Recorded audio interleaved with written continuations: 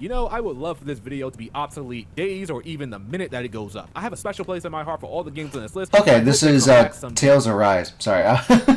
So this is a game. So Mr. RPG is going to be talking about RPGs that are probably dead, but Tales series has a really big fan base. So that itself, I doubt. In one form or another. But so far, it looks like it could be GAME for some of these JRPGs. So here we are with 5 JRPG series that are dead. Probably, but I will be the judge of that, because I think if I seen, like, he's gonna talk about Valkyrie Chronicles. I played that before. I played God Eater. I did not finish 2 for the true ending, but I finished 3. I haven't gotten back yet to play 1, but we'll see. And I've played only the demo for Scarlet Nexus, but when I played it, I think it was pretty fun. And I've never played... Oh, Dot Hack. I've played Dot Hack, but I never got a chance to really play the... I never got a chance to stream it because of copyright, and copyright is a great way to kill views and to kill monetization for certain videos. So that's been my situation. And I've watched. I watched my brother play Golden Sun, and I think I can play it now. But hold on. Let me quickly see if I can play Golden Sun on Switch. Can I play Golden... Can I play Golden Sun on the Switch? The debut of both Golden Sun and Lost Age on the Nintendo Switch is great for you fans. It's art. Oh, I need the art. But let me quickly. I'm trying to look for Golden Sun. Let's see. Sorry, I really want to see if I can play it. So sorry for the quick stop.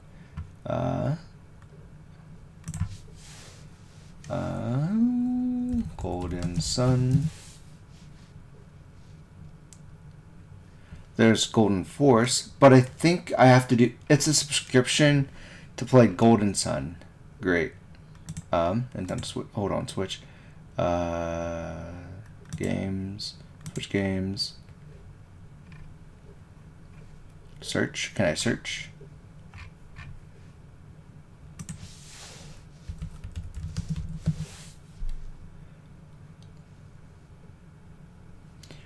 Okay, so I don't think you can play it on the Switch, sadly enough, but I wonder if... Okay, so beginning this year, Nintendo Switch and expansion pack members get access to a wide variety of retro goodness, and it looks like Golden Sun is a part of the roster.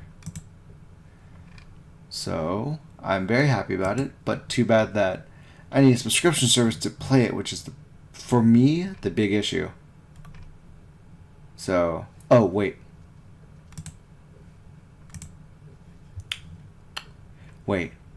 Oh, sign it. Oh. I wonder if the expansion pack is the... You know what? I don't know. We'll get back to the video, but I'm very happy to play it. I'm very happy to see. Valkyria Chronicles. Valkyria Chronicles is a series that I absolutely love. The latest... I'm sorry. Fourth entry was a great game, and while I think it took some steps back from its previous entries, it did a great job showcasing what makes the series great. It's basically a tactical RPG, and I enjoyed it during college. I played 1 and 2 sparsely during my PSP days. I had a hacked PSP, and I enjoyed the ability to play that game.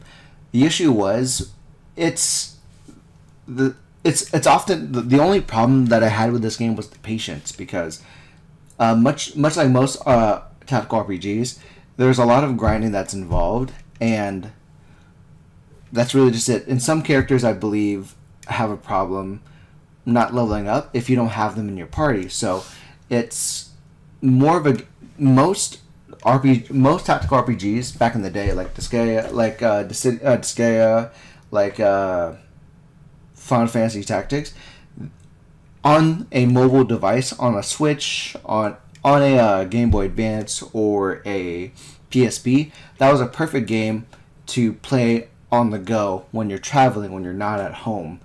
And for me, I enjoyed playing it on the go, but there were times to where I was very, how do I say, I was very eager to continue playing it, knowing that I had a strict rule of playing it only when I was out of the house, and I broke it easily in the same vein of Kingdom Hearts Birth by Sleep. I was on that PSP nonstop. I was attached to the outlet, and I was in the corner of the room almost all the time, and I finished it within a week of midwinter break from college. So it's that's just the problem sometimes. It's very grindy sometimes with some of the features, and with JRPGs they extend it mostly because portable games you're almost out of the house all the time because you're busy, so that's where the market is. A great many others think the same as well. However, it doesn't look too bright when a discussion comes up of if we will ever see another entry in the series. Valkyria Chronicles 1 released on PS3 and to mostly positive feedback. However, it was a niche following. Labeled as a cult classic, it was pretty didn't niche. sell all that well, and it's primarily why the second game was released on PSP. As a result,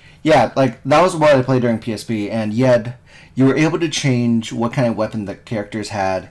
And depending on, it was a rock paper scissors system, much like Fire Emblem and Tactics. Some guns were better than others, ranges, and so forth. The fans did not take too kindly to this migration, stating that one of the things people loved about Valkyria Chronicles was its unique look, and that was being lost on the PSP. Among other things, Valkyria Chronicles 2 was panned because of the school academy setting, and people were a little bit tired of that sort of theme. You know how every anime nowadays might be an isekai, and people are growing tired of that concept? I don't disagree with the fact that people can get tired of a school setting, but the original target audience was Japan, and so most office workers, in my experience, in my understanding of the research, a lot of the target audience for school settings are for 20s and above. There is a niche group of people that do miss the settings of being in high school, and so in a way, it's a cathartic. It's a euphoric, cathartic. I think cathartic. That's the word. A cathartic way of like experiencing a high school setting. When things were easier, when things weren't as difficult as they are now with current jobs and economies and so forth. So that is a genre that most people like. But again, I digress. Because what would I know? I don't review anime. I like a good isekai story, but back then the school life setting was the saturated genre for a lot of games and anime. Valkyria Chronicles 2 didn't turn a huge profit, and that probably was because of the rampant piracy on the PSP at the time. Yeah. The future seemed I did a lot. There was a lot of piracy back in the early 2000s and 2010s, but 2020 it's getting a lot worse when it comes to the viewpoint of piracy for the series, even back then, but by some miracle, we got Valkyria Chronicles 3 released. In my opinion, this is the best game in the series, while Valkyria Chronicles 1 is my personal favorite. Valkyria 3 never made it outside of Japan, but was mostly met with positive feedback when it released. Thanks to a fan translation, I was able to play the game, and I absolutely loved it. And again, back then, it seemed like that was the end of the series. But years later, we got Valkyria Chronicles 4 wanting to harken back to what made the first game so great. And it was great, and received positive feedback.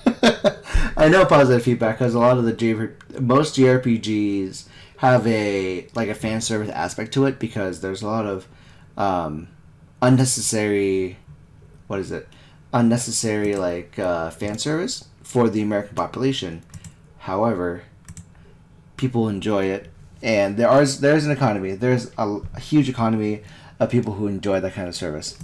But not much in the way of sales yet again. And that kind of leads me into what do we consider good sales numbers for a JRPG. Not everyone that comes out is going to be like But I will say, like, the concept of like why it didn't get as much popularity or sales, when it got released, if I remember correctly, it's competing against games that are in the vein of Soulborn. It's competing against games that are fast paced, that it's quick rewards. It's very similar to the concept of like how what is it? What am I thinking of? Is the equivalence of people enjoying short form content versus long form content, and the slow pace of RPGs, the slow pace of tactical RPGs, is it's slowly dying, but it's sustained to a point of a small community of a niche compared to the shooters, the fighting games, the anything that wants to emulate Dark Souls and Fallout.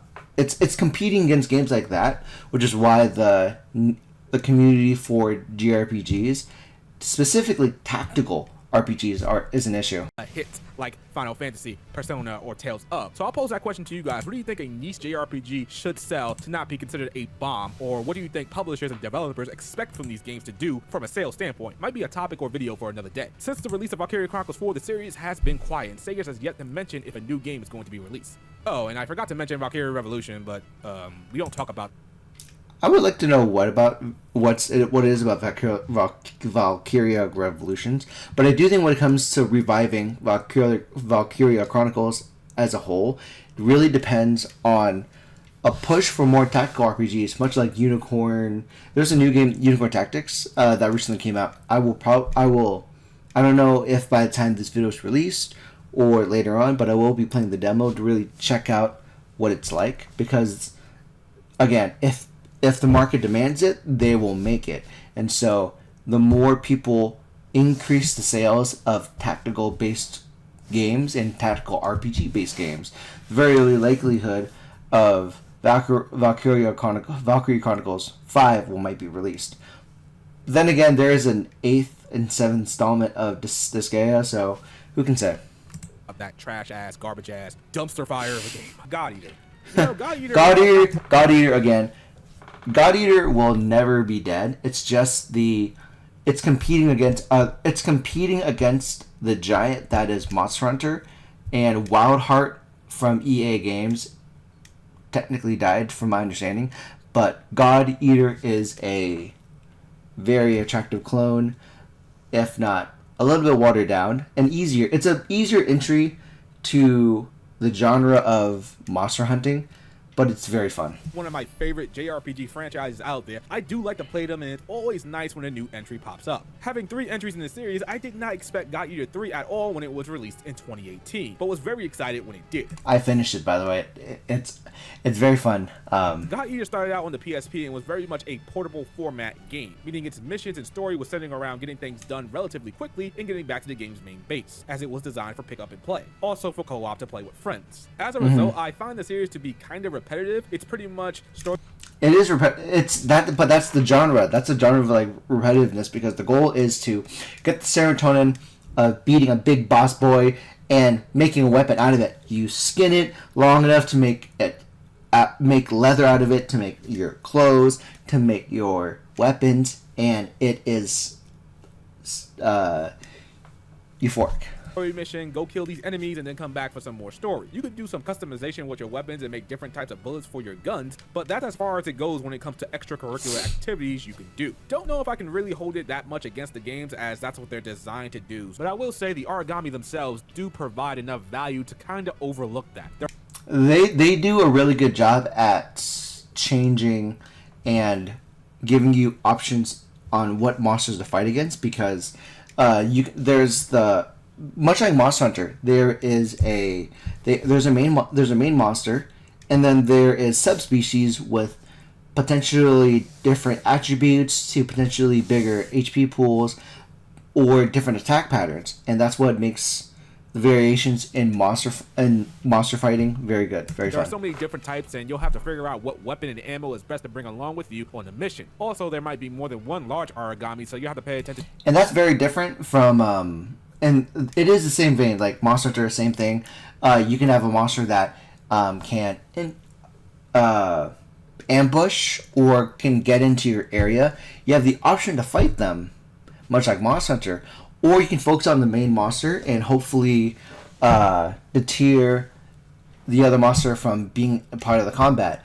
Or you can be crazy and fight them both at the same time. Again, very Monster Hunter basics, and it is very, for me, fantastically fun. To which one you want to deal with easily with the right loadout and maybe fill a slot with a party member whose weapon is effective against the other Aragami. God Eater was always met with favorable reviews and people that play it pretty much like it. It just goes under the radar when it releases, and probably the sales aren't that strong. I remember Bandai Namco pushing these games, or the franchise rather. Remember the God Eater anime? I thought it was pretty decent, and it even had the famous well-known studio of Ufotable behind it. You know, the one that was fun though too. That anime is good. Goat Knight anime. I'd say our chances of us getting another God Eater is pretty low, which is a shame too, because we will never see female designs like this one again. Yeah, that was the thing. But I will say that I think it's very likely that we'll get another one down the line. But oftentimes, again, it's on the idea of a pick up and go kind of mentality compared to Monster Hunter World and Rise. Rise is the same. Rise is technically an easier game than World because of the pick up and play mentality by being released on the Switch. However, again, the genre of monster hunting will reign, and so there's a likelihood, if not God Eater, then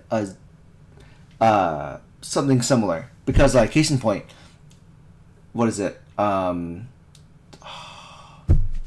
Code Vein. Code Vein is in the same universe as God Eater. However, it's the equivalent of two areas within the world, Japan and America, that are tackling the origami problem differently.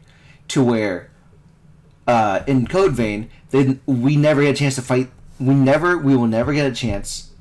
We do have a chance, actually. In DLCs, we have a chance to fight origami-influenced bosses, whereas in God Eater, you fight them on a regular basis. So it's the theory that God Eaters are a better deterrent against origami compared to the efforts that Code Vein made, from my understanding. I mean, look at this girl. She's got the same amount of skin showing that she would have. If you guys know why we ain't never gonna see these kind of designs again, or maybe, I don't really care of mine, but I'm just pointing it out. And you guys know why we ain't never gonna see these kind of designs again, or maybe we do see them in other games. But as far as, like, you know, console games go, we'll see it in anime games. We will always see this kind of fan service in anime games. That is something that will always happen. I believe it's on PlayStation. Scarlet Nexus. Okay, I'll admit, Scarlet Nexus is not a franchise, and it's the only game on this list that doesn't have more than one entry. But it does have only one entry. That's the thing, so it doesn't really match. However, I think the problem that this game comes into is the repetitiveness, because the story beats may be the same, but it's like an A and B route, much like Resident Evil 2 is, because you have two characters to play, and these two characters in this game, in Scarlet Nexus, will fight against each other and then later on come together towards the end game.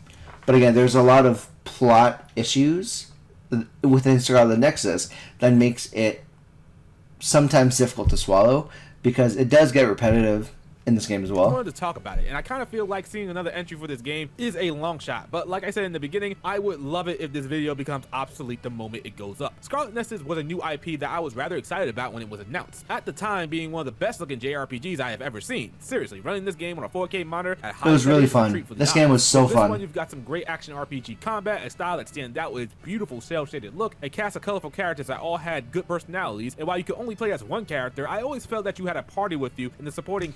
Yeah. The supporting cast does help out with tactics, much like how God Eater is, because again, what makes I love God Eater, but what makes God Eater a very watered down version of Monster Hunter is that you always have the option to go out as a loadout of hunters or just by yourself, whereas Monster Hunter, the default is to fight by yourself, and there's a chance, which is very likely because of the current state of Monster Hunter World, you have a chance of people playing with you. So when it first was on the 3DS and the PSP, if you didn't have friends that are nearby, and when internet access for online co-op was really bad or unlikely, you either had to meet up and do these hunts, otherwise you were on your own.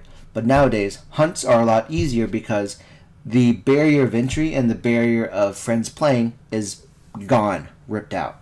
So that's part of the economy of it. Characters with their support skills always made it feel like I wasn't going through the game alone. You hear that, Final Fantasy 16?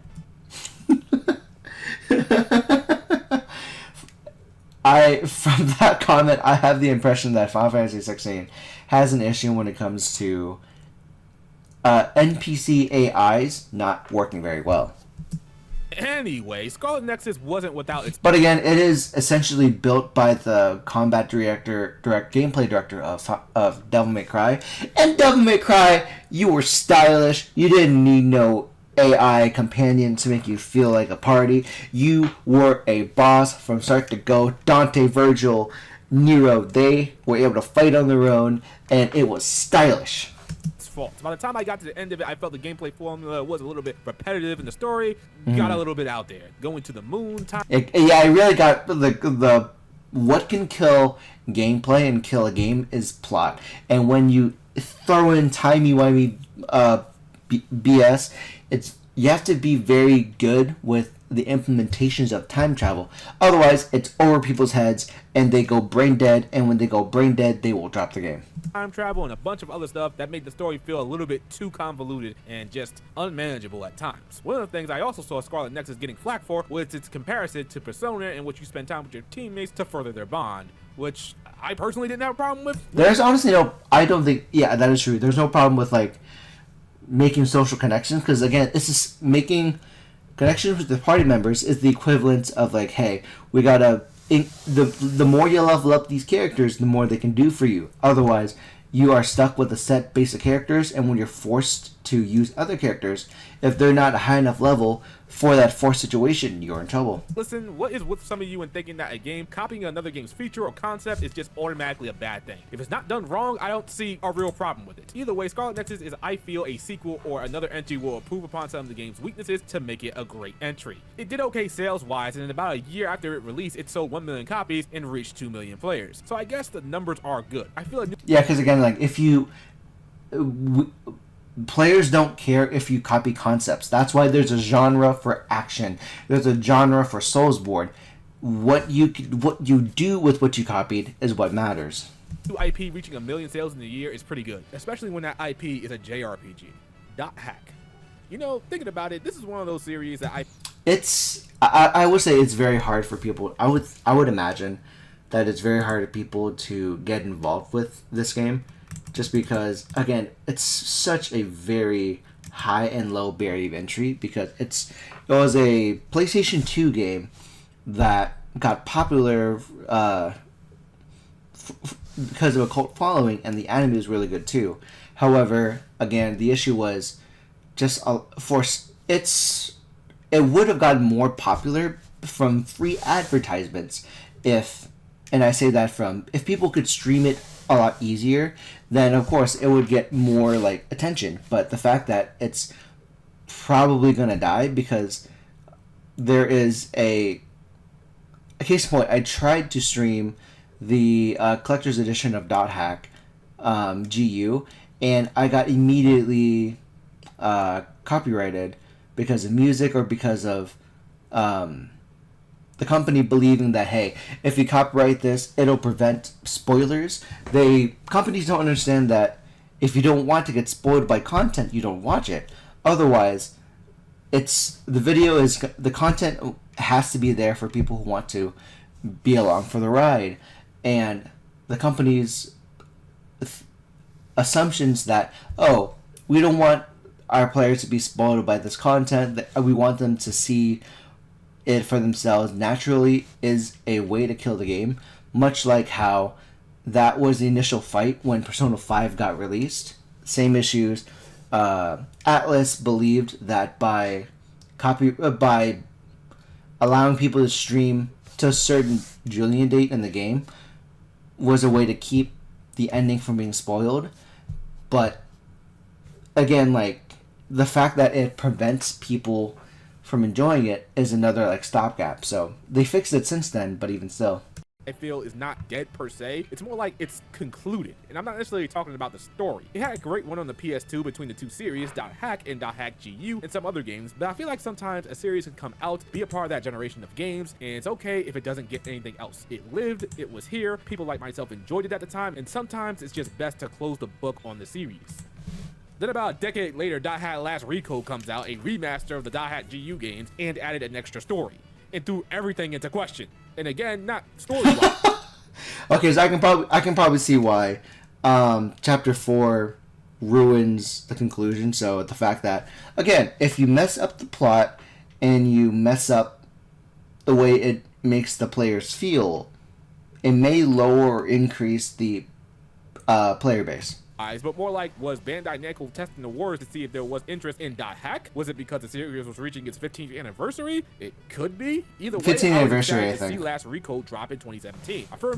I would assume that it's because of the 15 year anniversary, just because Japan has a fun idea when it comes to doing that, to where the series ends and then there's a community of people that want to know what happened to their favorite characters 5 years from the end game, 10 years, 20 years.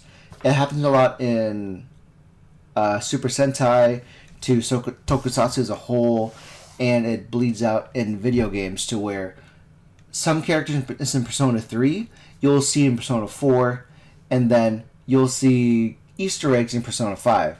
That's a way that players get to know what happened to the previous game in Easter egg moments. In this case, it's a full game for an epilogue. I believe that the series was over and done with, even though there was some unanswered questions after .hack GU Volume 3. I was okay with leaving the series in the past, and I enjoyed the .hack GU games when they were only on PS2. I remember liking Haseo's design, the story was just fine, and by the way, .hack did the whole stuck in the game world first. Don't let Sword Art Online tell you something different, but I do remember the combat being a little bit button mashed. But after the release of Last Recode, I was kind of expecting another .hack series to be announced or to start, or maybe a remaster of the original 4 .hack games, but that hasn't happened as of yet. And the chances of that actually... I forget. I'm sorry. I'm watching this now, and I'm forgetting if the anime followed Elk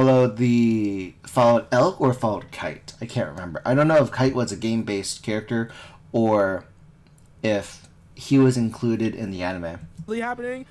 I mean, your guess is as good as mine. Golden Sun.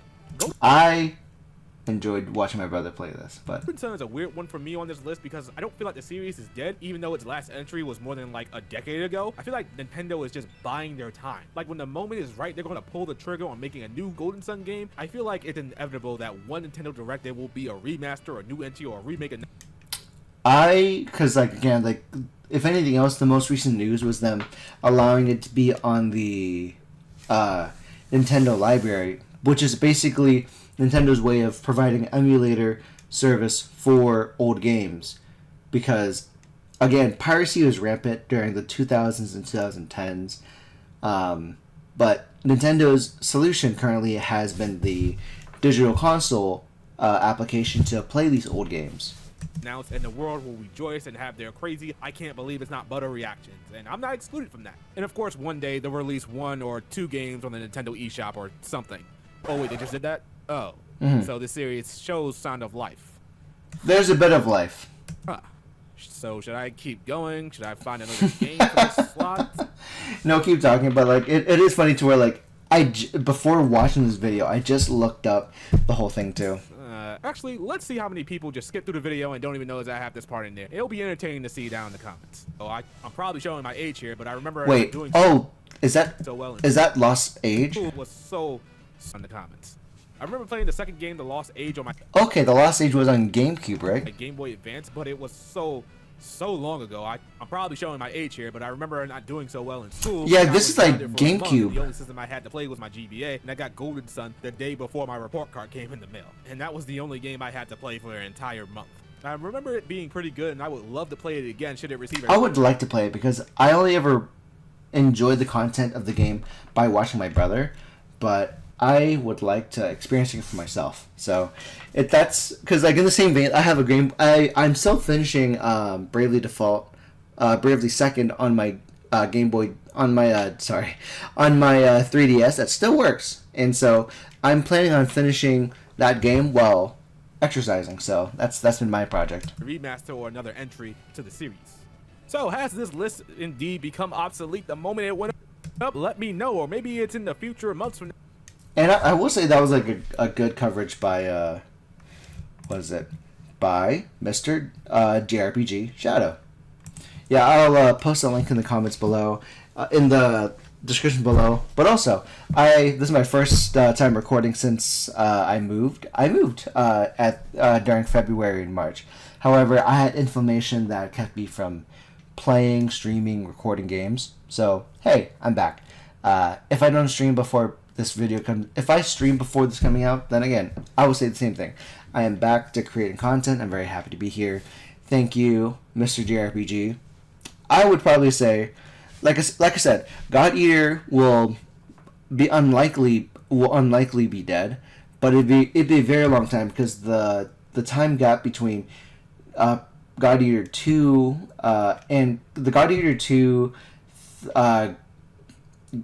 PlayStation 3 remaster and God Eater 3, that time space was like spaced out to like a reasonable extent.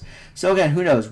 If we don't see God Eater 3 again, we will see something in the universe because again of Code Vein as an example. Scarlet Nexus, yeah, we'll see what happens because it falls in the same vein.